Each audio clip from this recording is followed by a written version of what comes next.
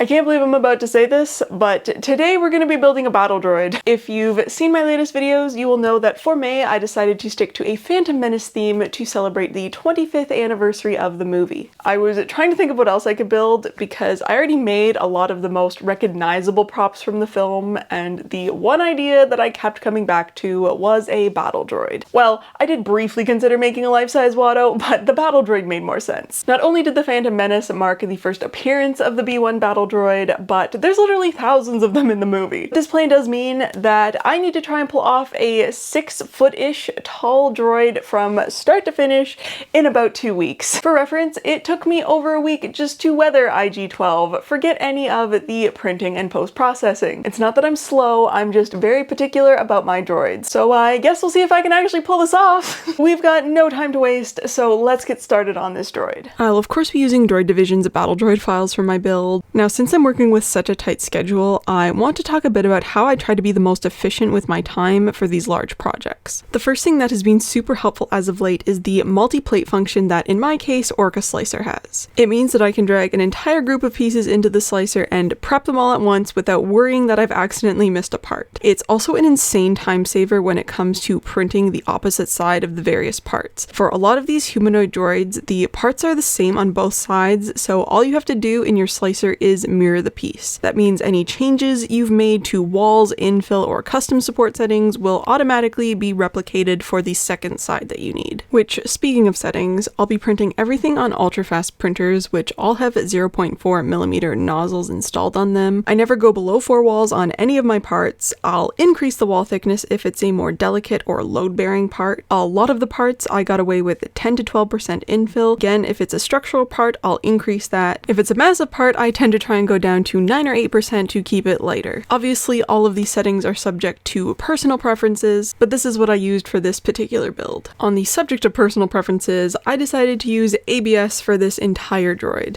Every time I do this, it seems to confuse a lot of people, and I think that's due to when everyone's discussing different filament options, they tend to really only talk about their structural properties and benefits, and never mention their post-processing benefits. And in ABS's case, it is a million times easier to sand than PLA or even PETG, not to mention being able to acetone smooth and weld it. For printing ABS, I always use my Kitty printers, and I had the whole army going for this project to try and crank out parts as fast as possible for myself. I essentially assigned each printer a body part group to focus on, so I did the central structure, like the torso, head, any of the really large parts on my X Max 3 since it has the biggest build volume and these larger pieces really needed it. My X Plus 3 was focusing on legs and my Q1 Pro was doing the arm parts. I had the 3 printers running pretty much 24 hours for a couple of days, and in that time built up a really decent collection of parts that I could start to work on. So started off by removing any support material, which only about half of the pieces ended up having any supports. The great thing about using ABS for these parts though is it means I can recycle all of these support parts into my ABS slurry that you can see me using here. It's just ABS dissolved in some acetone that I keep in a separate jar so that I always have some ready to use, and I use this to glue or weld ABS parts together as well as smooth out the pieces themselves.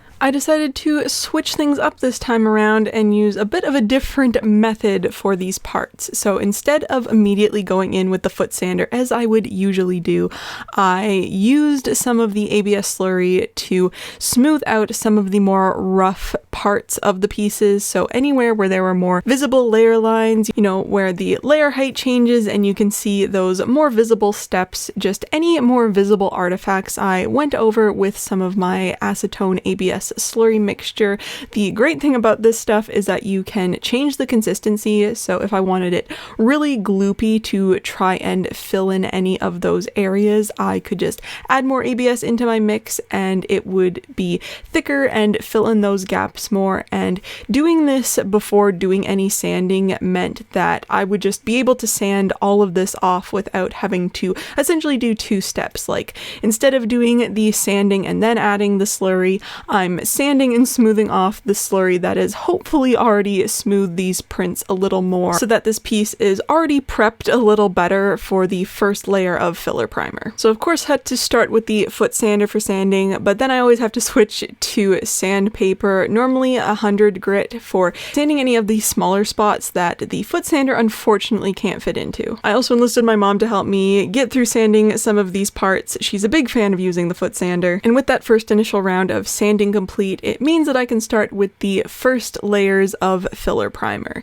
Anytime you see me spraying filler primer, I always do 2 coats unless it is like a finishing layer that maybe I'm just doing more like spot filling of a certain area on a piece. I also started with working on the legs and any more difficult parts that I knew were going to need more work later on. Once those 2 layers of filler primer have dried, I go in with 180 grit sandpaper to do another round of sanding over everything. Another gadget that I use all of the time that doesn't often pop up in videos is this electric duster. This is so useful for cleaning off prints of sanding dust and also yourself. Other than starting with the legs first, I also prioritized any pieces that had seams because I knew these parts were going to involve a lot more post-processing work in order to hide the seams and make these parts be perfectly smooth in the end. The gaps between parts weren't too bad, so I decided to use Bondo spot putty instead of actual body filler. Once the spot putty is dried, I sand that off with 180 grit sandpaper and then do another round of filler primer. I typically concentrate this in the area where the seam and spot filler is, because a lot of the time I'm using the filler primer as almost like a guide to see exactly how noticeable that seam still is. While I've been doing all of the post-processing work on these leg parts, my printers have still been very hard at work completing the rest of the pieces. In total, my 3 printers managed to get all of the parts printed in about 4 days. I say about 4 days because honestly time was a blur at this point. I was just go, sand, sand, sand. I didn't have time to be concerned about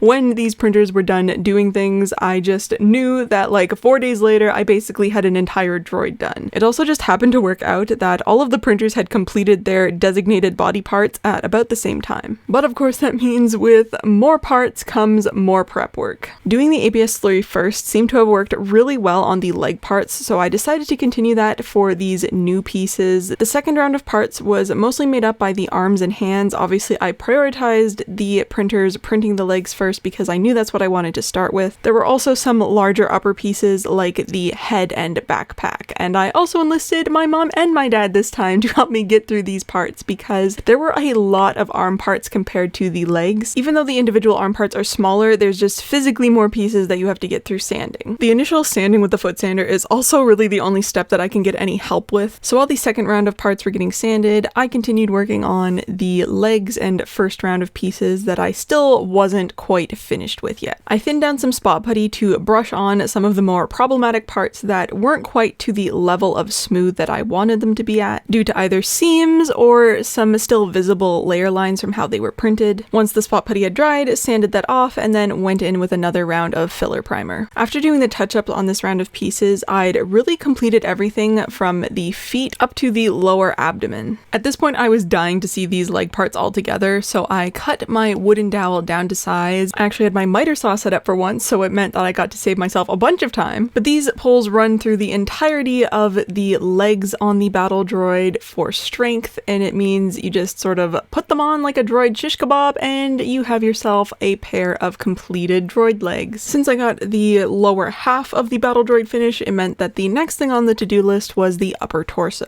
This piece is a beast. It's basically the single largest piece in this entire build. I slathered the ABS slurry pretty much all over it to try and minimize any layer lines as much as I possibly could so I wasn't blowing through filler primer on it. Even then, I think I pretty much went through an entire can just on the first 2 initial layers of coating this piece. Once the filler primer had dried, of course, went in with my 180 grit sandpaper to sand the entire piece again. Same for the lower piece of the torso. Both of these parts were looking pretty good, so I decided to assemble them together. I always try and handle larger pieces separately for as long as possible because they're a whole lot easier to handle that way. And for this piece, I of course once again did my acetone and acetone slurry mixture to weld the 2 parts together. The 2 parts created a bit of an interesting seam. There is actually like a recessed line across the backside, so I didn't want to accidentally fill that in too much with like body body filler, so I started off with spot putty because I felt like it was going to be easier to handle, because I knew most of the work I wanted to do with some UV resin in my little fine point needle nose bottle that I love using when I need parts to look like they're welded together. It's just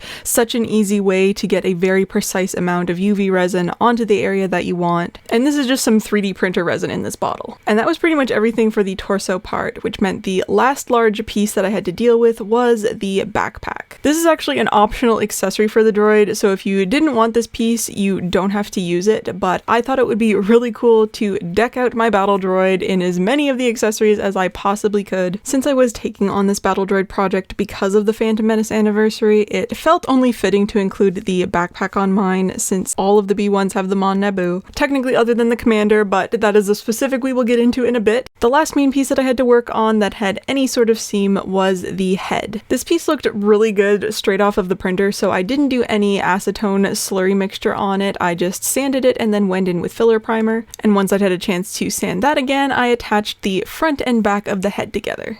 Now, there are a ton of smaller parts that I really haven't had a chance to mention or show. Honestly, the post-processing section of these build videos could easily be hours on their own if I didn't edit them down like crazy. Just know that in between all of the pieces that I have talked about, I was working on a lot more off camera. There are almost 100 individual parts to this droid. The majority of my 2-week time frame was spent on this post-processing pre-painting step. I did also decide to resin print myself a group of pieces, some of these smaller parts that were just going to look a lot better if they were made out of resin, but also some just to try and save myself on post-processing, since these basically involved no sanding and a little filler primer. And after that, we were finally on to the last step before starting to paint, which is where I go over every single piece once again with 400 grit sandpaper. This helps to remove any possible overspray on the parts and just really polish them up nicely for painting. I also wipe them all down with a damp cloth. I decided that I wanted to paint this droid the proper way, with having real paint chipping showing silver underneath. So the first step for this paint job was to spray all of the parts in a silver. Now, I am very particular about my metallics. Most silver spray paints I absolutely despise. They do not look real, which is why I ended up with this alabaster silver automotive paint. Even then, I spent a very long time in the automotive paint section trying to find the perfect looking silver for this project. And once I had everything painted silver,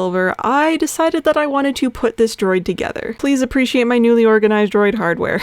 I didn't have time to do any sort of full test fit before now, so this was very exciting to see this battle droid in one piece, and this factory fresh looking silver was super cool. And if I didn't already have a lot of silver and white droids in my collection, I might have left them like this. But now let's talk a bit about paint, because there is no shortage when it comes to possible paint and color options for battle droids. I always thought I might make a commander battle droid because those yellow accents look super cool. At one point, I even designed a Mr. Roger Rogers ensemble with a painted cardigan looking situation. Honestly, still kind of tempted to make this. But the more I thought about it, the more I liked the idea of having just any battle droid that I could have possibly picked up from some random planet and refurbished. To achieve this look, I'm going to start by adding some masking fluid onto my silver base. I started with applying this using a scrunched up ball of tinfoil, but I did gradually switch to my scrunched up tape ball method. The tinfoil did work, but it was a bit hard compared to the tape that more easily contours to the shape of the piece. Either way, this is one of the easiest and best methods to get natural looking chipping on your parts. I used reference from various battle droids to help me place the weathering, but overall the concept for mine was to have the most damage be at the legs and feet, and gradually as you worked up the body, there be less and less, which a lot of the battle droids in the movie seem to have anyway. I was really trying to hit those refurbished battle droid vibes, so I wanted him to look like he'd seen some battle action, but he'd been cleaned up a bit and was now being better taken care of. Other than the masking for the paint chipping, I also added some tape around the joints of the fingers, as well as hips, knees, and elbows. Basically, any of the joints on the battle droid seem to have stayed silver silver, so I just masked those off since my entire droid was already silver. Keeping with the theme of the over-the-top paint job, I decided to have my beige be a two-step system, because why would I make anything easy on myself? But really, I swear the color of the beige battle droids changes every 5 seconds. It's not even the lighting in the seam.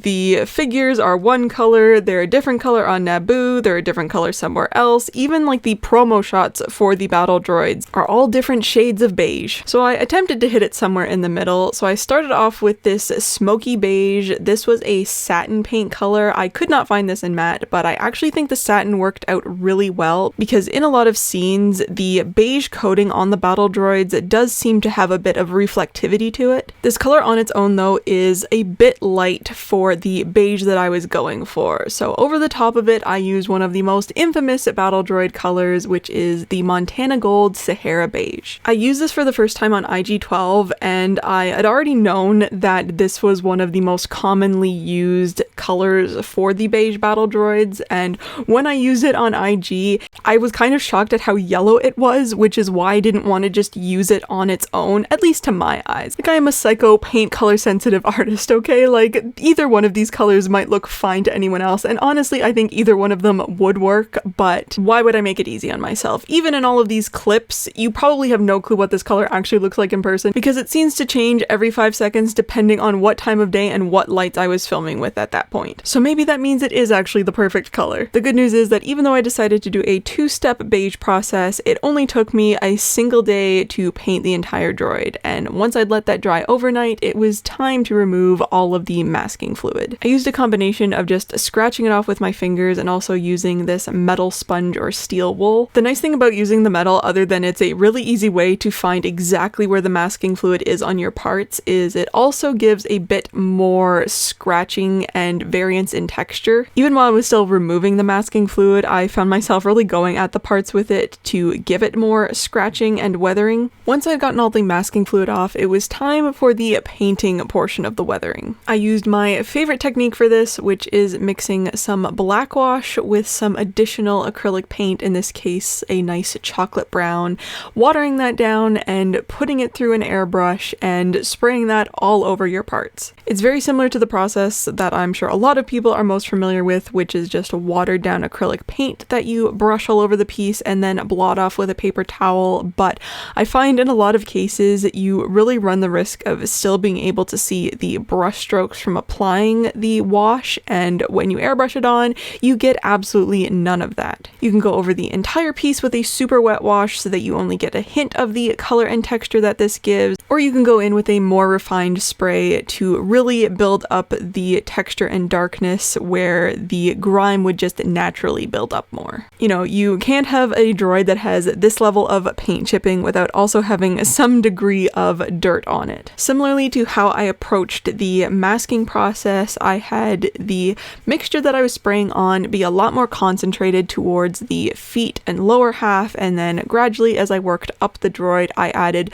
more water to my mixture so that the overall effect of the weathering would be lighter and less intense. I will say, when you're applying this, if you want the effect to be more subtle, it's actually better to apply it really wet, because when you spray it on super light, it pretty much dries instantly, so you really don't get an opportunity to blot it off, whereas when you apply it wet, it can be blotted off really easily. You will sometimes see me also even spritz more water onto it so that I can remove more of the color. I know it sounds a bit counterintuitive that applying more of it would end up with a more subtle effect in the end, but it really is due to just how fast airbrush paint can dry on a piece. None of the painting steps for this droid are particularly skill intensive. It's just you're having to do these same steps to absolutely every single piece of the droid, so it's just a lot. I did decide to keep most of my pieces more separated to weather them. It is something that if you're not as confident with your weathering process, that you might want to put more of your droid together to make sure that the weathering matches across all of the parts. When I do start assembling my pieces together, I do what I'd like to nickname continuity touch-ups, because because sometimes there can just be areas that are a bit lighter and darker just depending on where the paint goes that all of a sudden are now right beside each other and they need to match. The final step before my droid is I decided to give it a unique model number. I had my Cricut cut out a stencil using some stencil vinyl, and then I applied that onto the backpack. I painted this on by hand because the texture of the paint right here was very weird, and I was concerned that if I tried to airbrush it on, it would just bleed all underneath this stencil. But thankfully the hand painting did work, and this was a pretty clean stencil job. The final step for this battle droid build was to reassemble all of the parts. So adding the bolts to the various joints, adding the torso pole back in, which I used an aluminum pole for this since it is a little visible on that back part. Added the torso onto the top of that, bolted the neck on, added the head to the neck, slid the arms onto these shoulder dowels, added the shoulder armor, attached the backpack, and finally added the antennas onto the backpack. And here is my finished B1 battle droid. In total, he took about 10 kilograms of filament, 10 cans of filler primer, 4 cans of silver, and 2.5 cans of each of the beige colors. And I don't want to even think about how many hours. I did also make him a pair of binoculars as an added accessory. I didn't get a whole lot of footage of him using them. I did get this one really awesome photo, but it did almost cause a car crash in front of my house. I brought Mr. Roger down to the workshop and lined him up with the rest of the tall squad so that you could see a size comparison between them all. He ended up coming in at about 6'5" thanks to his comm antennas, but honestly his head isn't that much shorter. So yes, I did somehow manage to get this battle droid finished in exactly 2 weeks, which is an insane time frame. Do not try and do this. I'm probably gonna sleep for the next week. He was a ton of fun to build though, and I'm very excited to have a new member in the droid squad. But that is everything. So thank you so much for watching and joining me through the process of building this B1 battle droid, and I will see you in my next video.